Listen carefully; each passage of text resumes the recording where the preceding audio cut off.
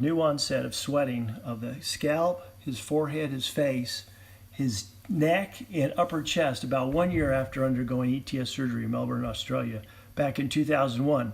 He had originally sought to have improvement of palmar or hand hyperhidrosis, and that's why he had the ETS done in 2001. What he noticed, however, is after about a year, sweating returned on the palms, and his fingers, especially the tips, became quite cold during the sweating episodes.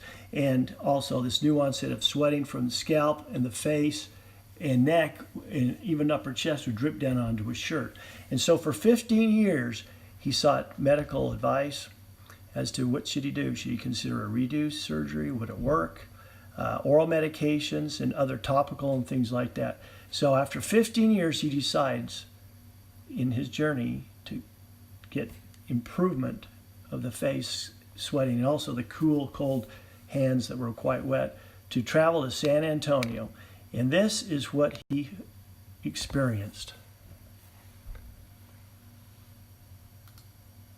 So he travels all the way from Sydney, Australia to San Antonio.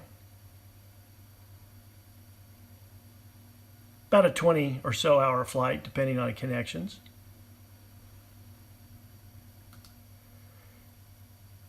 And this sweating of the face, the scalp, the neck, the recurrent sweating of his hands, and especially the cold fingertips really, really bothered him. So he went into the operating room with me. As soon as he was put to sleep,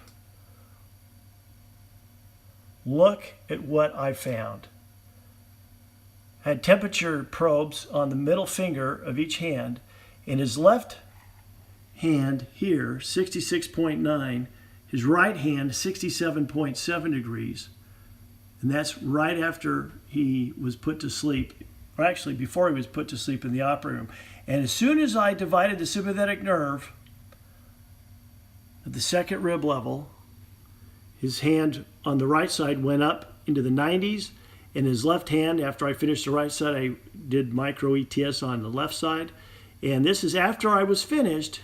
You can see what a difference from 67, 66 degrees to 92.3 on the right side and 92.9 on the left side. But thermal imaging shows what I found on examination in the recovery room as far as the difference. Not only were his hands dry but warm. Look at this thermal image here. It represents by color cold being represented with the blue or the purple, and the warmer that is represented by the yellow. So you can see center palm here, and as you go out to the fingers, you can see here the thumb, the base of the thumb, all the way to the tip of the thumb, very cold, represented by the purple. And each of his all of his fingers, other four fingers, look at how cold each of those were. Again, his other hand, left hand, very similar. And after, this is in the my office the following morning, you can see here's a thermal scan. Look at the difference. Not only are his hands dry, but you can see represented by this yellow color that his fingers are all the way to the tips, as warm as the center palms. Quite a bit warmer than before, especially at the fingertips. And you can see this is immediately after in the operating room, still before he was woken up. 92.3 on the right and 92.9 on the left. Significant change. Again, he was pondering this for 15 years of what to do. And keep in mind that he had severe sweating of the scalp, the face, wet hair. And this is in my office the next morning. You can see his forehead completely dry. And for him, his neck and upper chest were wet before, but completely dry, as also were his hands. Again, in summary, here's a patient, 40 years of age, had ETS done for palmar hyperhidrosis in Melbourne, Australia.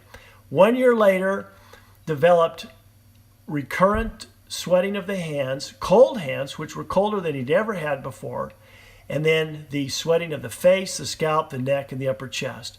And after micro ETS precisely at the T2 level, the second rib level, The scalp sweating, the neck sweating, the face sweating, the upper chest sweating, and the hand sweating, in his case, even the underarm sweating, completely stopped. And look at his warm hands.